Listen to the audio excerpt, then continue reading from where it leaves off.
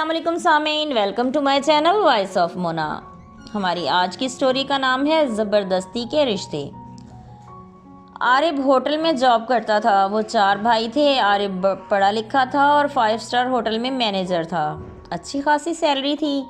بہت اچھا انسان تھا۔ اس کے ساتھ منسا کام کرتی تھی۔ وہ اسے پسند کرتا تھا اور منسا بھی عارب کو بہت پسند کرتی تھی۔ پھر عارب کے گھر والوں نے عارب کی زبردستی شادی کر دی۔ وہ راضی نہیں تھا، لیکن مرد مجبور اچھا بھی نہیں لگتا۔ منسا کو اب اس پہ غصہ آتا۔ وہ بات ہی نہیں کرتی تھی۔ عارب نے بیوی کو بلایا تک نہیں تھا۔ وہ گھر بھی نہیں جاتا تھا۔ پھر آہستہ آہستہ جانے لگا۔ مرد تھا۔ منسا نے کہہ دیا تم نے اچھا نہیں کیا۔ عارب شرمندہ تھا۔ پھر زندگی گزرنے لگی۔ عارب کے گھر بیٹی پیدا ہو گئی۔ پھر 2 سال کے بعد ایک بیٹا بھی۔ عارب کو منسا کہتی اب تو باپ بن گئے ہو۔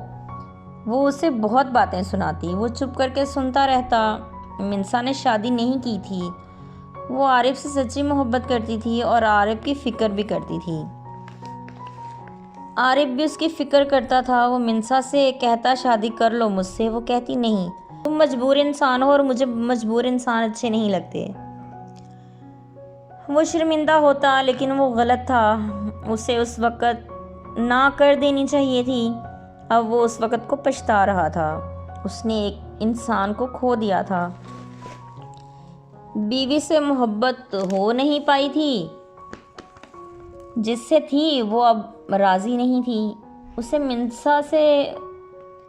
نے منسا سے کہا جو شرط رکھو میں تیار ہوں۔ منسا نے کہا شرط کیا کرے گی؟ تم نے میرا دل توڑا ہے، پھر بھی تمہارے ساتھ ہوں۔ میں عورت ہو کے مجبور نہیں، تم کیسے مرد ہو؟ وہ بارہا اس سے معافی مانگی۔ اس نے منسا کے لیے گھر خرید کر اس کے نام کر دیا تھا۔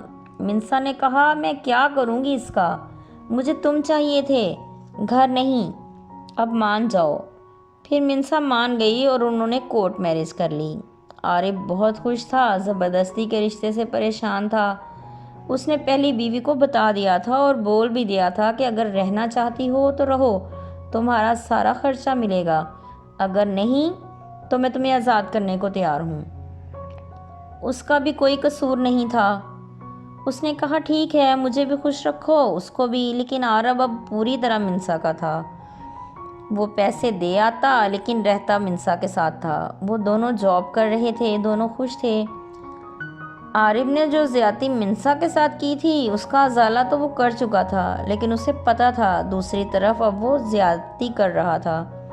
بڑوں کو سوچنا چاہیے، جو بھی فیصلہ کریں بچوں کو مد نظر رکھ کر کرنا چاہیے۔ ان کی خوشیوں کے لیے فیصلے کرنے چاہیے، نہ کہ ان کو اذیت دینے کے لیے۔ عارب کے والدین نے جو فیصلہ کیا وہ اس کے لیے اذیت بن گیا تھا، لیکن اب بعد میں جو اس نے فیصلہ کیا وہ جو پہلے آئی تھی اس کے لیے اذیت بن چکا تھا۔ زبردستی کے رشتے کبھی بھی نہیں نبھتے۔ جیتے رہیے، خوش رہیے۔ ملتے ہیں اگلی کہانی کے ساتھ۔